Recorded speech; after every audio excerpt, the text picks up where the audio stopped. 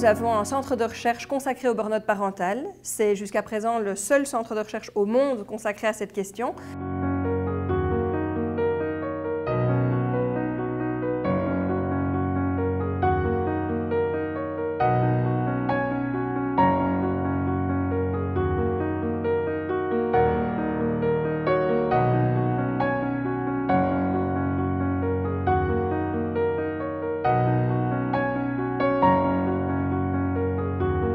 Le burn-out parental, c'est un syndrome d'épuisement en lien avec le rôle parental.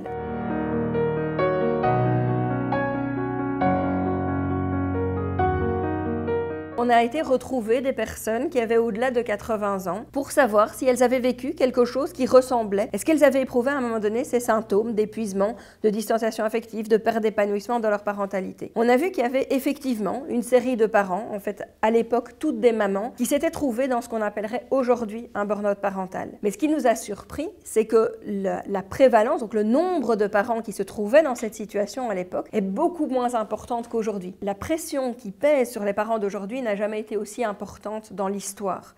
Aujourd'hui, aux parents, on leur demande en quelque sorte d'être des parents parfaits. On leur demande pas seulement, comme à l'époque, de garder leurs enfants en bonne santé et de les envoyer à l'école. On leur demande de faire de leurs enfants des citoyens épanouis, équilibrés, qui contribuent à la société. 5 fruits et légumes par jour, pas de bisphénol, si possible bio, etc., etc. On ne peut plus éduquer ses enfants comme on le souhaite. On demande de plus en plus aux parents et en même temps, on intervient de plus en plus sur la façon dont ils y prennent. Un autre facteur explicatif, c'est qu'à l'époque, les rôles de genre étaient très différenciés. Monsieur ramenait l'argent au foyer et madame s'occupait des enfants. Et c'était tellement différencié que jamais madame ne se disait que son mari devrait l'aider. Les femmes n'attendaient pas du tout que leur mari se mêle de l'éducation des enfants. Aujourd'hui, les femmes attendent que leur mari partage ça. Et les maris, évidemment, attendent de leurs épouses que ce rôle soit partagé. C'est vécu comme une souffrance énorme quand ce rôle n'est pas partagé.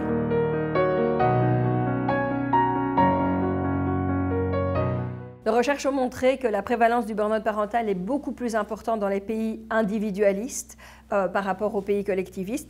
Dans nos pays, mais les parents ne peuvent compter que sur eux-mêmes. Alors que dans des pays collectivistes, il y a l'aide des grands-parents, des tantes et finalement de tout le village. Et donc la charge parentale n'est pas portée par 2 personnes, mais est répartie.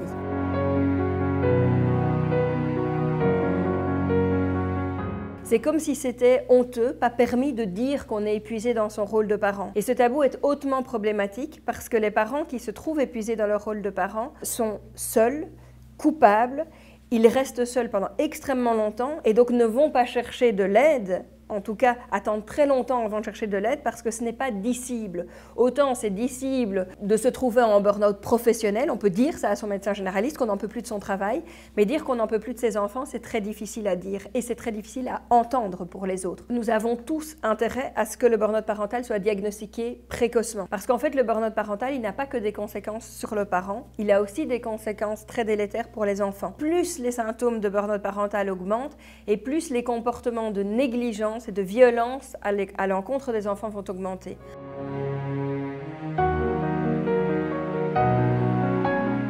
C'est le climat social ambiant général qui doit changer. Il n'y a pas que l'État qui met la pression sur les parents. Les parents entre eux se mettent beaucoup de pression, notamment via les réseaux sociaux, où chacun poste le meilleur de sa parentalité, on poste le beau gâteau Reine des Neiges qu'on a fait à l'occasion de l'anniversaire de son enfant, et bien sûr, personne ne poste les photos de son enfant qui se roule en boule par terre de colère, des enfants qui se disputent la télécommande, etc. Chacun poste le meilleur de sa vie de famille, mais ce faisant, contribue à augmenter la pression sur les autres parents.